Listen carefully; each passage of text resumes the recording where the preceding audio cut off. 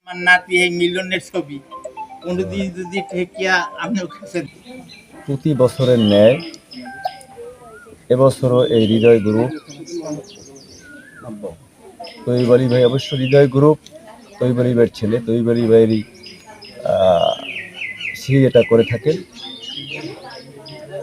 তো প্রতি বছরই আপনাদের মাঝে সে বস্ত্র বিতরণ করেন এভাবে, তো আপনারা তার জন্য দোয়া করবেন।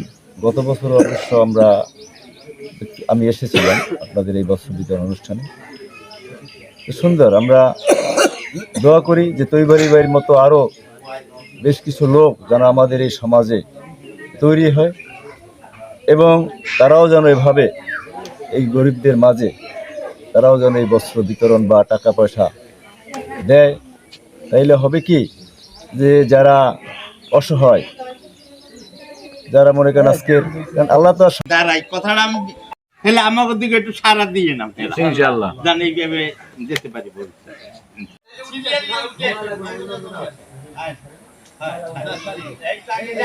আমি আপনাদেরকে আবারও বিশেষভাবে ধন্যবাদ জানাই।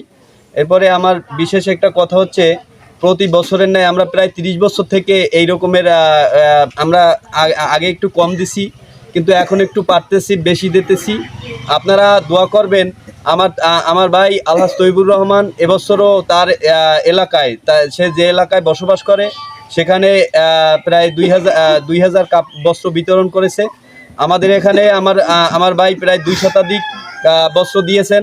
আর এই বস্ত্রটা কিন্তু গরিবের জন্য না, এখানে যারা উপস্থিত হয়েছেন এরা কেউ গরিব না, এরা আমার পরিবার, এরা প্রত্যেকটা লোক আমার আত্মীয় স্বজন, এই প্রতিবেশী, পাড়া প্রতিবেশী। আমি তাদেরকে, আমার বাবা নাই,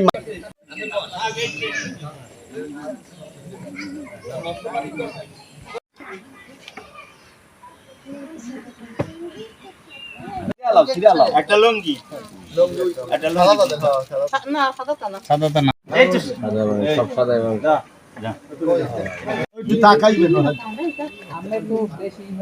ঠিক আছে। এই মূলত এই যে ঈদের দিন এই বস্ত্র বিতরণটা তৈবুর রহমান প্রতি বছরই তো করে এবং এইভাবে একটা আয়োজন করা হয়, সুশৃঙ্খলভাবে সবাই পায়। তারপরও অনেক মহিলা পুরুষ, ওই তো মিলন যেমন জিজ্ঞেস করলো যে স্লিপ ছাড়া, টোকন ছাড়া কোনো মহিলা পুরুষ আছেন কি না। কিছু লোকে সারা দেশে হে হয়তো আশায় আইছে, হেরও তো টোকন দেশে।